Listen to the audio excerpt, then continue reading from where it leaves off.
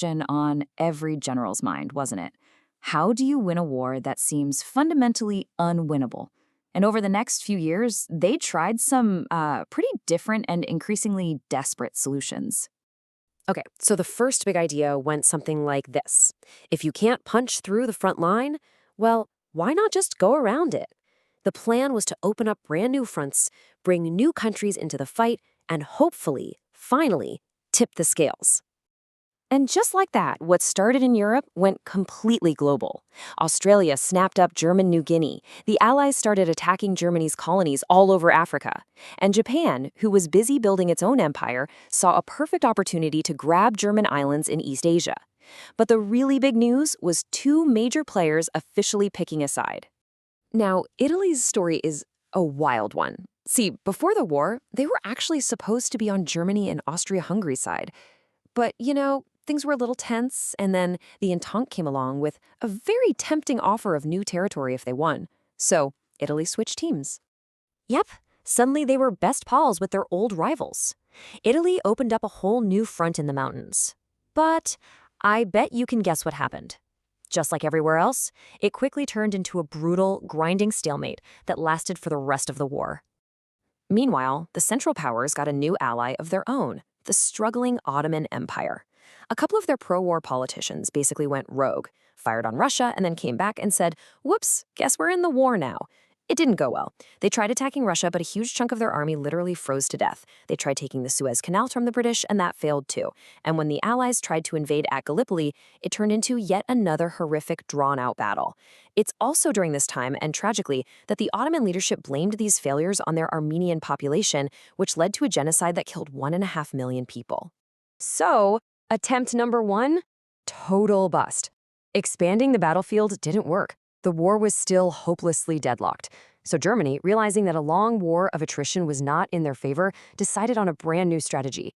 If you can't win the game by the rules, well, then you change the rules. You see, before the war, there had been all these international agreements about how to conduct civilized warfare. Germany's new strategy was basically to throw that entire rulebook into a bonfire. They were the first to use poison gas on a large scale. They used giant airships, Zeppelins, to bomb cities in Britain, and they unleashed their U-boats to sink civilian ships without warning, most famously the Lusitania, which had nearly 160 Americans on board. This was a terrifying new chapter in the war's brutality. And this escalation led to battles on a scale of horror that humanity had just never seen before. In 1916, Germany launched a gigantic attack on the French at Verdun. To try and take some pressure off, the British launched their own massive offensive, the Battle of the Somme. On the very first day alone, the British Army suffered 60,000 casualties. 60,000. These weren't battles for territory anymore. They were human meat grinders. And it was right there at the Somme that the British rolled out something that looked like it came straight out of a science fiction story. They called it the tank. It was another desperate technological gamble, this metal beast they hoped could finally break the stalemate of trench warfare. By the time 1917 rolled around, everyone was just exhausted. The French army was dealing with massive mutinies. People back in Germany were literally starving, and Russia's economy and military were completely drained. The whole war was balanced on a knife's edge. It became a race against time, a brutal contest to see which country would completely fall apart first under the unbearable strain of it all. And the first of the great powers to break was Russia. And man, when it happened fast. People in St. Petersburg were starving, so they started rioting. Those riots turned into strikes, and the strikes spiraled into a full-blown revolution. Just like that, the Tsar was gone. A new government tried to keep Russia in the war, but a few months later, the Bolsheviks overthrew them. And their number one priority? Get Russia out of the war. For Germany, this was a massive, massive victory. Okay, so with Russia out, Germany could finally focus all of its power on the Western Front. But there was one big, scary problem looming on the horizon: the United States. America was looking more and more like it was going to jump in. So Germany cooked up a pretty desperate scheme. They sent a secret, coded telegram to Mexico. Well, guess what? The British intercepted that telegram, decoded it, and promptly showed it to the Americans. That, plus Germany starting up its unrestricted U-boat attacks again, was the absolute final straw. the United States declared war on Germany, and the first fresh American troops started shipping out to Europe. For Germany, this was it. The clock was ticking. Loudly. They absolutely knew. Their only hope was to land a knockout blow on Britain and France before the full might of the American army could arrive and turn the tide. It was now or never.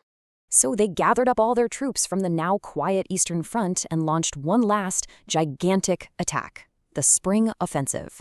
And at first, it worked. They smashed into the Allied lines, pushing them back for dozens of miles. They hit them again and again. But with every single push, they were burning through the last of their men and supplies. The Allied lines bent, and they bent a lot, but they never broke. And then, with fresh American soldiers pouring in to reinforce them, the Allies punched back hard.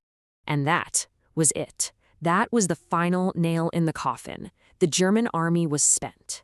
The Allied counterattack just rolled them back, and the whole Central Powers alliance collapsed like a house of cards.